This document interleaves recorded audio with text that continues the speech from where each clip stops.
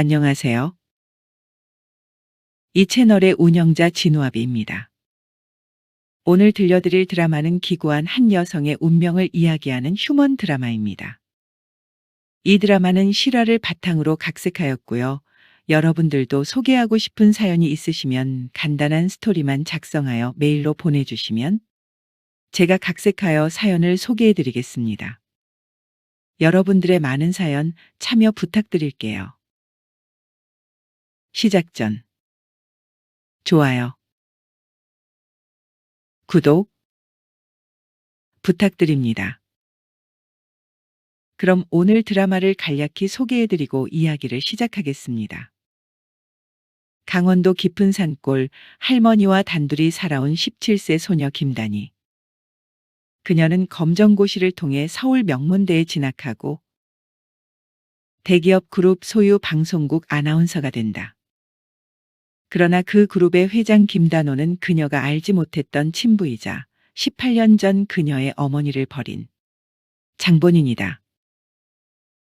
단희는 모든 진실을 알면서도 침묵한다. 복수와 용서, 진실과 침묵 사이에서 흔들리는 한 여성의 처절한 선택. 과거의 죄는 어떻게 청산되어야 하는가? 이 드라마는 인간 본성의 가장 깊은 곳을 건드린다. 사랑과 배신, 죄책감과 구원이 교차하는 정통 휴먼 드라마입니다. 자, 이제 시작합니다. 강원도 태백 어느 산골 외딴집. 새벽 5시. 아직 어둠이 채 가시지 않은 산골. 낡은 한옥 기와집에서 희미한 등불이 새어나온다. 17살 김단희, 작은 체구의 단정한 인상. 나무덩쿨을 짚히며 찬물에 손을 씻는다. 손등은 트고 갈라져 있다. 사람들은 묻곤 했어요. 내 또래엔 왜 학교에 안 가냐고. 저는 대답 대신 웃었어요. 웃음이 거짓말보다 쉬우니까. 부엌 한쪽, 이불 속에서 기침하는 소리. 할머니가 몸을 뒤척인다. 단희는 따뜻한 물을 데워 약을 타온다. 할머니, 약 드셔야죠. 목이 쉰 목소리로 대답한다. 단희야, 미안하다.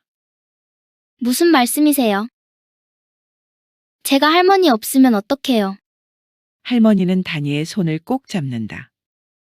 그 눈빛엔 깊은 죄책감과 애틋함이 공존한다. 마을 어기. 낮. 단희가 배낭을 메고 산길을 내려온다. 읍내까지 버스로 2시간. 검정고시 학원에 다니기 위함이다. 길에서 마주친 이장 부인이 혀를 찬다. 에고, 단이 또 나가냐? 할머니 혼자 두고 괜찮겠어? 괜찮아요. 할머니 약 다 챙겨놨어요. 참. 기특하긴 한데 네 엄마가 봤으면 뭐라 했을라나? 단희의 표정이 순간 굳는다. 하지만 금방 미소로 덮는다. 전 엄마 얼굴도 몰라요. 괜찮아요. 검정고시 학원. 저녁. 낡은 건물 3층 형광등 아래 책상 하나. 박정민 선생님. 전직 단희의 담임교사다. 단희의 모의고사 답안지를 보며 감탄한다. 단희야, 너 이번엔 전 과목 90점 넘었다.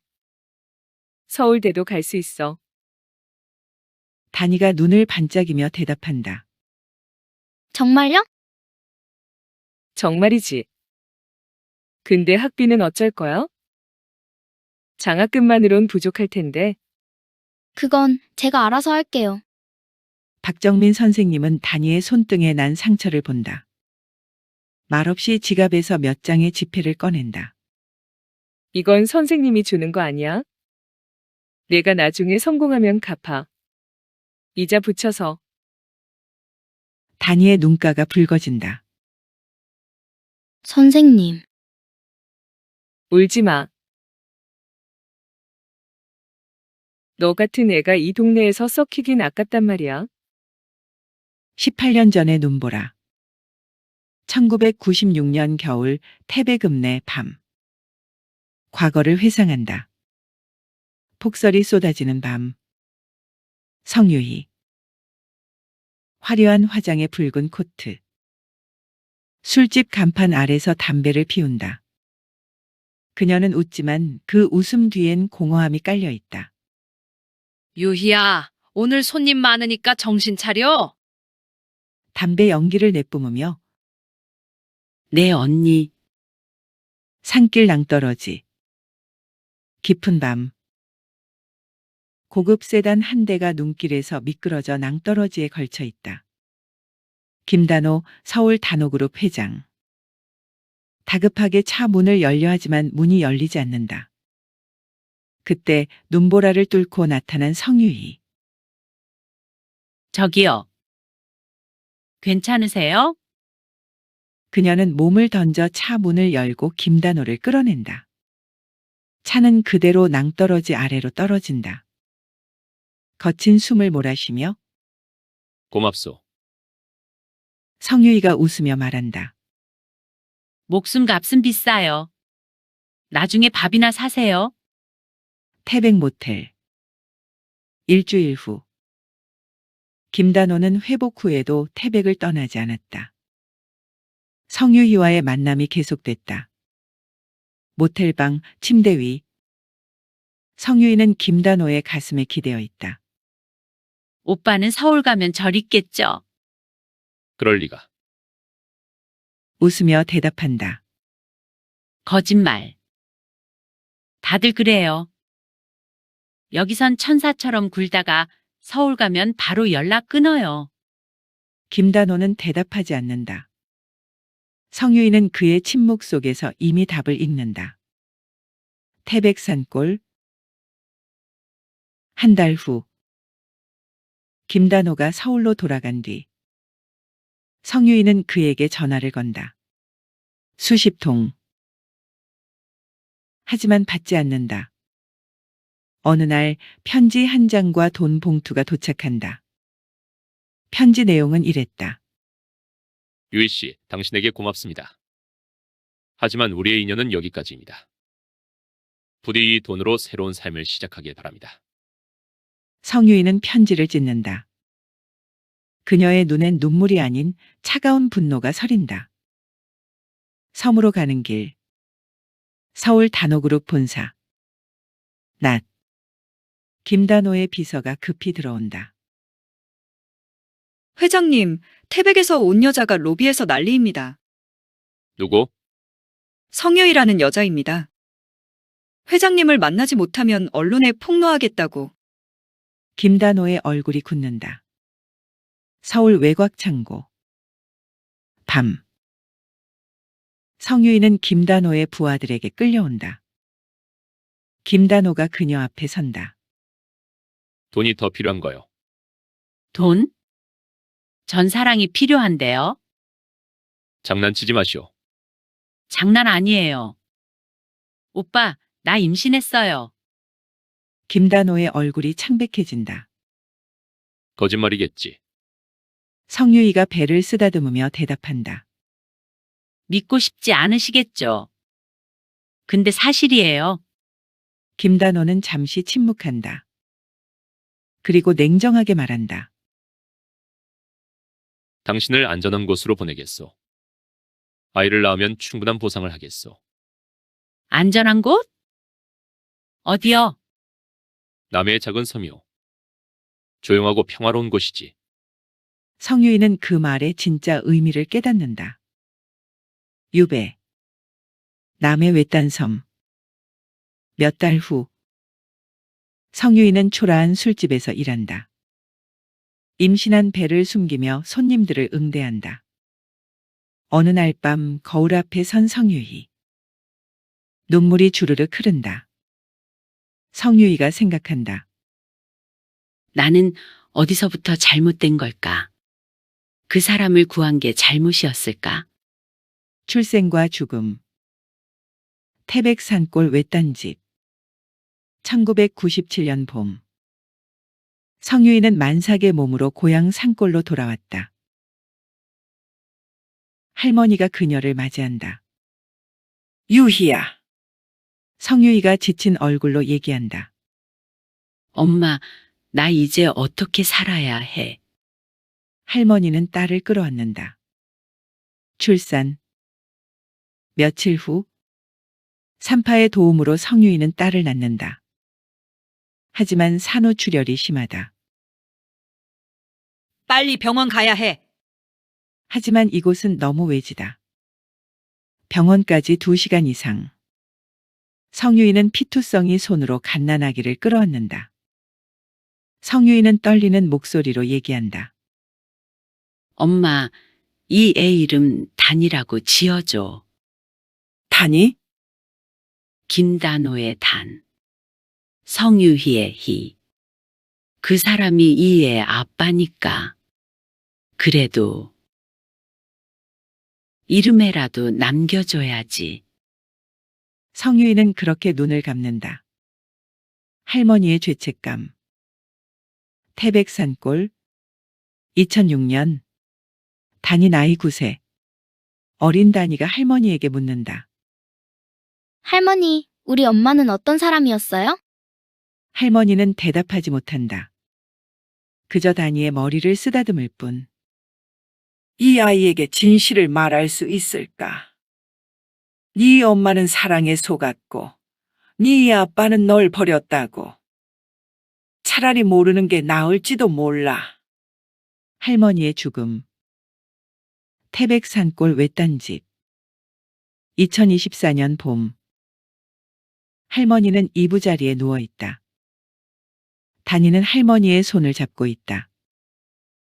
할머니가 가늘게 얘기한다. 단이야. 미안해. 할머니, 왜 자꾸 미안하다고 하세요? 너한테 못해준 게 너무 많아서. 아니에요. 할머니가 저 키워주신 것만으로도 충분해요. 할머니는 눈물을 흘린다. 서랍, 열어봐. 단이가 서랍을 열자 낡은 편지 봉투와 사진 한 장. 사진 속엔 젊은 시절의 성유이와 김단호. 이게 뭐예요? 네 엄마 그리고 네 아빠. 단이는 충격의 사진을 떨어뜨린다. 할머니는 그대로 눈을 감는다. 서울로. 장례식장. 며칠 후 박정민 선생님이 단이의 어깨를 감싼다. 다니야, 이제 어쩔 거니? 단이가 무표정하게 대답한다. 서울 갈게요. 대학 가야죠. 혼자서? 네. 혼자요. 박정민은 단이의 눈빛에서 무언가 변한 걸 느낀다. 슬픔이 아닌 차가운 결에. 서울. 2년 후. 단이는 명문대 신문방송학과를 졸업하고 단호방송 아나운서 공채에 합격한다. 첫 출근 날. 단이는 사옥 앞에서 건물을 올려다본다. 이곳이 아버지의 회사. 아니, 그 사람의 회사. 제외. 단호방송 사옥. 저녁 뉴스 현장. 단이는 단정한 정장의 차분한 톤으로 뉴스를 진행한다. 회장실. 김단호는 모니터로 뉴스를 본다. 화면 속 단이를 보며 묘한 감정이 스친다. 김단호가 혼잣말로 얘기한다. 저 아나운서 어디서 본 듯한데. 비서가 자료를 건넨다. 신입 아나운서 김단희입니다. 강원도 태백 출신이고 김단호의 손이 멈춘다. 태백. 그의 머릿속에 18년 전 기억이 스친다. 폭설, 낭떠러지 그리고 붉은 코트를 입은 여자. 우연을 가장한 만남. 김단호는 단이에게 식사 자리를 제안한다. 신입 아나운서 격려라는 명목으로. 고급 레스토랑. 단이는 김단호와 마주 앉는다. 태백 출신이라고 들었는데 그쪽은 경치가 참 좋지? 단이가 차분하게 대답한다. 네, 산이 많죠. 혹시 가족은? 할머니랑 살았어요. 작년에 돌아가셨지만요. 김단호는 잠시 침묵한다. 부모님은? 단이는 김단호 눈을 똑바로 보며 대답한다. 엄마는 제가 태어나자마자 돌아가셨어요. 아빠는? 모릅니다. 김단호는 묘한 불편함을 느낀다. 진실을 알고 있다. 단이의 원룸. 밤. 단이는 책상 위에 펼쳐진 자료들을 본다. 박정민 선생님이 조사해준 성유이의 행적. 섬에서의 증언들, 김단호와의 관계, 그리고 출산 흔적. 단이는 김단호의 사진을 응시한다. 이 사람이 내 아버지. 엄마를 버린 남자. 나를 모른 척한 사람. 그리고 지금 나를 여자로 보고 있는 사람. 단이의 손이 떨린다. 반전. 김단호의 진실. 과거 회상. 1997년. 김단호는 당시 아내와 이혼 직전이었다. 회사는 부도 위기. 성유이의 임신 소식은 그에게 재앙이었다. 변호사가 조언한다. 회장님, 이 여자를 완전히 격리시켜야 합니다. 언론에 알려지면 회사 끝입니다. 김단호는 고민한다. 격리라니 무슨? 섬으로 보내십시오. 아이를 낳을 때까지만. 김단호는 결국 그 제안을 받아들인다. 하지만 그는 성유이가 출산 후 사망했다는 소식을 듣지 못했다. 그는 성유이가 섬에서 잘 살고 있다고 믿었다. 현재 김단호의 조사. 김단호는 사설 탐정에게 단이의 신상을 조사하게 한다. 며칠 후 보고서를 받는다. 보고서 내용은 이랬다. 모친 성유이 사망. 부친 미상. 출생지 강원도 태백. 김단호는 보고서를 보며 얼굴이 하얗게 질린다. 김단호는 떨리는 목소리로 혼잣말을 한다. 성유이의 딸? 그는 18년 전 자신이 저지른 일을 떠올린다. 성유이를 섬으로 보낸 것. 그리고 그 후 연락을 끊은 것.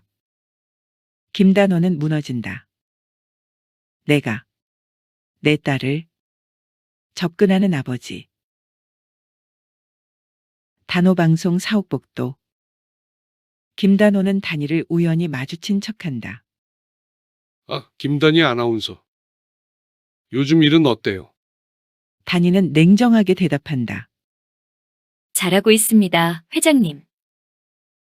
혹시 개인적으로 차라도 한잔 할 시간 있나요? 단이는 김단호의 눈을 똑바로 본다. 그 눈빛엔 무언가 알 수 없는 감정이 섞여 있다. 무슨 용건이신가요? 김단호가 머뭇거리며 대답한다. 그냥 후배로서 격려하고 싶어서요. 단이는 차갑게 미소 지으며 말한다. 감사합니다만 괜찮습니다. 단이는 그대로 돌아선다. 김단호는 그녀의 뒷모습을 바라보며 주먹을 쥔다.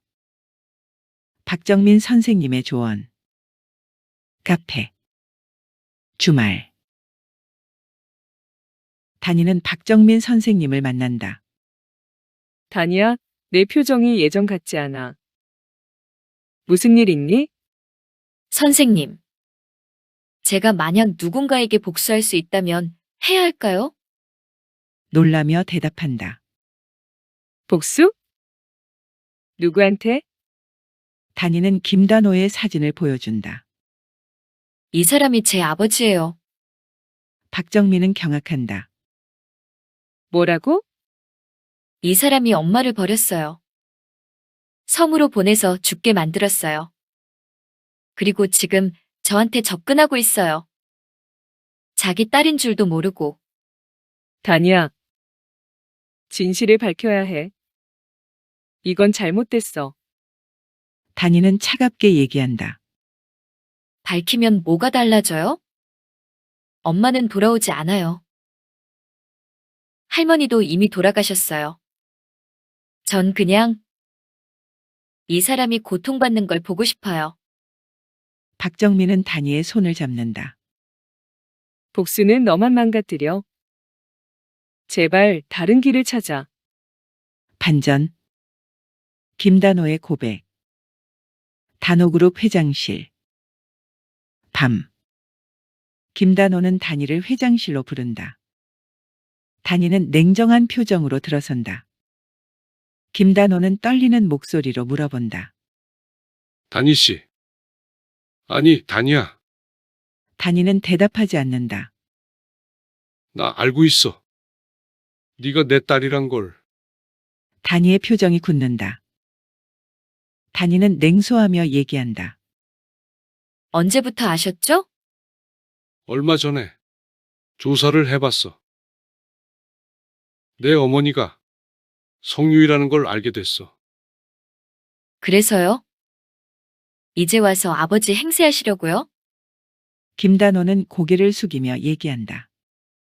아니, 미안하다고 말하려고. 단이는 비웃으며 말한다. 미안하다고요? 그 말 한마디면 다 끝인가요? 단희야, 나도 몰랐어. 내 어머니가 돌아가신 줄. 단이가 고함치며 말한다. 몰랐다고요? 섬으로 보낸 건 아셨잖아요. 엄마를 감옥처럼 가둔 건 아셨잖아요. 김단호는 대꾸하지 못한다. 전 회장님의 딸이 아니에요. 전 그냥 김단이에요. 엄마 이름에서 따온 이름. 할머니가 지어주신 이름. 단이는 그대로 방을 나선다. 숨겨진 진실. 단이의 원룸. 밤. 단이는 엄마의 일기장을 펼친다. 할머니가 남긴 유품 중 하나. 성유희의 일기. 1997년 2월 15일. 나는 오늘 섬에서 도망쳤다. 배를 타고 죽을 각오로. 아기를 지켜야 한다. 이 아이만은 살려야 한다. 단이는 눈물을 흘린다. 단호 씨는 나를 사랑한 게 아니었다. 나는 그저 그 사람의 실수였을 뿐. 하지만 이 아이는 실수가 아니야. 이 아이는 내 전부야. 단이는 일기장을 덮는다. 박정민 선생님의 고백. 단이는 박정민 선생님을 다시 찾아간다. 선생님, 엄마에 대해 더 아는 거 있으세요? 박정민은 잠시 망설이다가 입을 연다. 사실은 말이야, 단이야. 네 할머니가 돌아가시기 전에 나한테 편지를 보냈어. 편지요? 박정민은 오래된 편지를 꺼낸다. 편지 내용은 이랬다. 정민 선생님, 제가 이 편지를 쓸 때쯤이면 아마 세상에 없을 거예요. 부탁이 있어요. 우리 단이를 부탁합니다. 이 아이만은 저처럼 살지 않게 해주세요. 이 아이만은 당당하게 살 수 있게 해주세요. 단이는 눈물을 쏟는다. 네 할머니는 끝까지 너만 생각했어. 김단호의 몰락. 단호그룹 주주총회. 낮. 김단호는 주주들 앞에서 사퇴를 선언한다. 저는 과거 제가 저지른 잘못을 고백합니다. 한 여성을 버렸고 그 여성의 딸을 외면했습니다. 저는 더 이상 이 자리에 있을 자격이 없습니다. 주주들은 술렁인다. 김단호는 단이를 바라본다. 단이는 방청석 뒤쪽에 서 있다. 단이야, 미안하다. 단이는 아무 표정 없이 고개를 돌린다. 엄마의 마지막 편지. 단이의 원룸. 며칠 후. 단이는 엄마의 유품 상자를 정리하다가 숨겨진 편지 하나를 발견한다. 봉투에 쓰인 글은 이랬다. 다니에게. 네가 20살이 되면 읽어라. 다니는 떨리는 손으로 편지를 연다. 다니야, 엄마는 네가 이 편지를 읽을 때쯤이면 이미 세상에 없을 거야. 미안해. 엄마가 너를 제대로 키우지 못해서. 하지만 한 가지만은 기억해줘. 네 아빠는 나쁜 사람이 아니야. 그 사람도 상황에 떠밀렸을 뿐이야. 나도 그 사람을 원망하지 않아. 다만 엄마는 네가 원망 속에 살지 않았으면 좋겠어. 복수는 너를 행복하게 만들지 못해. 용서도 마찬가지야. 그냥 네 인생을 살아줘. 엄마처럼이 아니라 단이로서. 당당하게. 다니는 편지를 읽으며 눈물을 흘린다. 선택. 인천공항. 출국장. 다니는 여권과 항공권을 들고 있다. 목적지 캐나다 밴쿠버. 박정민 선생님이 배웅 나왔다. 정말 가는 거니? 네. 여기 남아있으면 전 계속 과거에 갇혀 있을 것 같아요. 김 회장은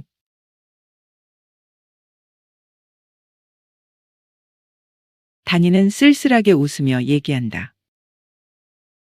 그 사람도 이제 자기 인생 사시겠죠.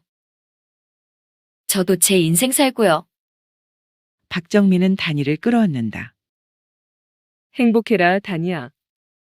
선생님도요. 김단호의 마지막 독백. 김단호는 빈 회장실에 홀로 앉아 있다. 창밖으로 서울 야경이 보인다. 다니야, 아빠는 너무 늦게 깨달았어. 성공이 뭔지, 사랑이 뭔지. 너를 지키지 못한 게 내 인생 최대의 실패야. 그의 책상 위엔 다니가 남긴 편지 한 장. 아버지. 전 아버지를 용서하지 않습니다. 하지만 원망하지도 않겠습니다. 그냥 이제 각자의 길을 갑시다. 다니. 김단호는 편지를 꼭 쥐고 눈물을 흘린다. 여운. 캐나다 밴쿠버.